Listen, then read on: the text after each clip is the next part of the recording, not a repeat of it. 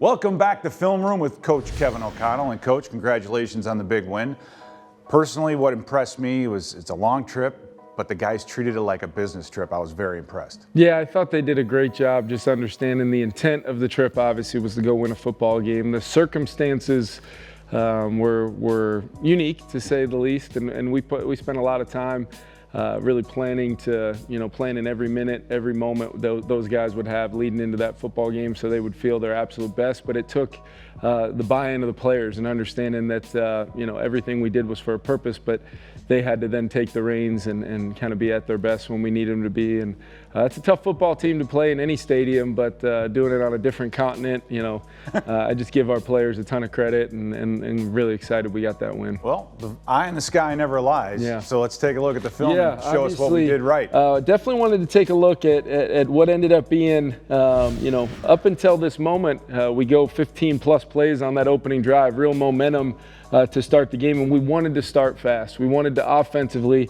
however we had to do it, get down the field and score a touchdown on our first drive. We did that on the previous play. Unfortunately, did get called for offensive PI. So now you end up at the dreaded 3rd and 15 from the 15. And Pete, if you've got any more play calls to suggest, this would be a great time to let me know what you like here. But we basically went with a play where we had some options to throw the football down the field depending on the look. Kirk had the ability to then check to really what we're essentially going to be a screen to Alexander down here, with the ability also to throw to Justin Jefferson if it presented itself. So when we take a look at this, I really want fans to really highlight a couple guys that did a great job right here. Adam Thielen and then Christian Darrisaw.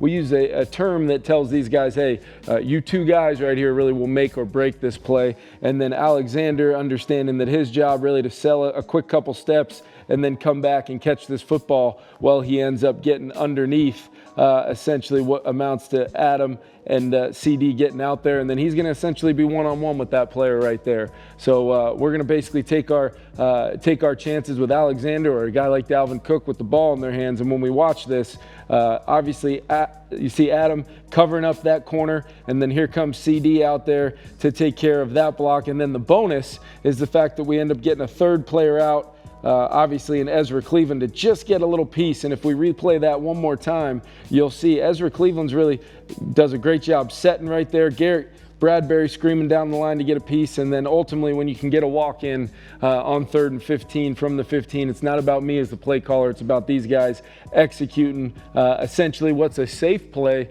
guarantee us points on that opening drive, but at the same time, the type of execution you just saw there, a lot goes into a simple play like that, and we reap the reward of it for the touchdown. The length of Thielen's block was amazing. Yeah. And then to see that linebacker on the ground. Whenever you see defenders on the ground, that's a huge win for the offense. No doubt. And CD's athleticism, just trust himself to go get that thing. And then obviously Alexander finishing it was a big moment early on in that football game. And then speaking of big moments, obviously we're able to kind of, we're up 10-7 at this time, knowing that the Saints are going to get the ball. I thought this was a really big stop by our defense. Wish we could have capitalized with 7 off of this turnover. But I thought this was a great example of kind of what we've talked about when our defense is at their best. Marriage of rush and coverage and just making things hard on quarterbacks. So we'll take a look at it from the sideline first. Just looking at us being in one of our split safety structures. There goes basically just a vertical concept by the Saints on this side. They're trying to potentially isolate us in our split safety and then have the ability to run an under concept right here by the outermost receiver. So in this situation, what we did was we talked a lot about getting 2-on-1s in the deep part of the field. What does that mean, Pete? That just means we want basically body presence of 2 players around the vertical threats. There goes Olave. There's another receiver up top. And then you guys can see there's a lot of space in this coverage, so it puts a lot of pressure on EK and Jordan Hicks to not make it easy on quarterbacks. But what will you notice here? Just the usual cast of characters. There's Za'Darius, Dalvin Tomlinson, Daniil, and Harrison Phillips in that first group that we rely a lot on to go get the football. And what happened here as we go to the end zone is you'll see Andy Dalton's thinking he might have an opportunity to possibly push the ball downfield. But you're going to see just a good old-fashioned standard rush plan that we had right here. Mike Smith, Mike Pettin, Ed Donatel with the ability to try to keep Andy in there, allow that coverage to kind of work. And if we could condense the pocket pocket on them. We do feel great about our guys hunting up the football when we can keep the quarterback in there. But take a look at these guys.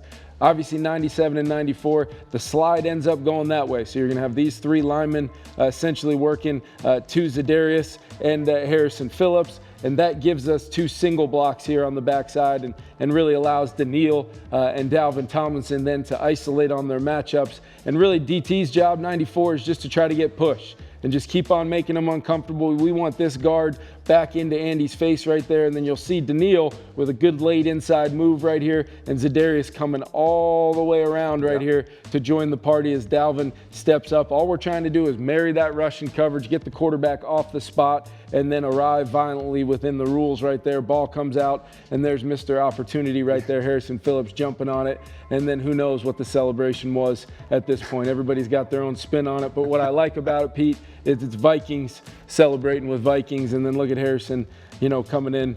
Big thing right there. Vikings picking up Vikings, another thing we talk about a lot around here. But ultimately didn't get a touchdown off that turnover. Would have loved to. Had a couple opportunities there. Took the field goal, and then it, ended up being the 3-point difference that maybe helps us win the football game at the end. And speaking of winning the football game at the end, obviously we start out this 2-minute drive. The Saints had really captured that momentum, tying it up with that 60-yard field goal by Lutz. I was watching him hit 65-yarders in warm-up, so I knew that we might need to even get into overtime to win this one.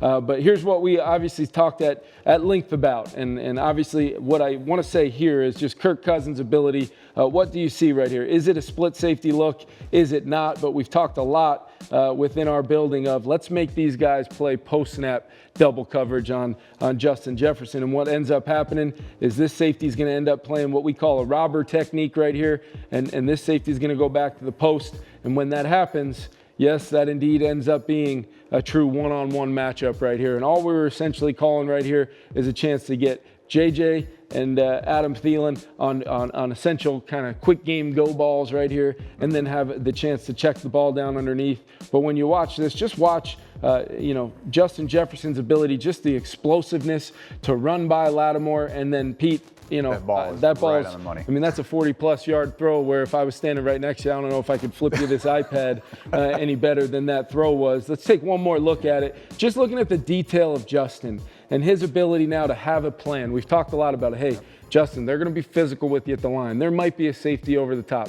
I want you to worry about beating the guy over you. Let Kirk read it out in the rhythm and timing of the snap. Get that protection that we need. They end up firing the nickel here. We should have been accounting for him, but ultimately Kirk does not blink. Look at the anticipation. Right now, Justin's even with Lattimore, but Kirk's trusting that thing to lay that thing out there. And like I said, in this moment, after a couple unbelievable big-time throws to beat the Lions the previous week when we had to have it, Kirk Cousins delivers an absolute long handoff right here, 40 yards in stride. Cannot throw it any better. And then obviously, that was a cap on a really big day for Justin. In the ebb and flow of an NFL season for Justin, he's going to get, roll up, press until the defense sees him getting beat.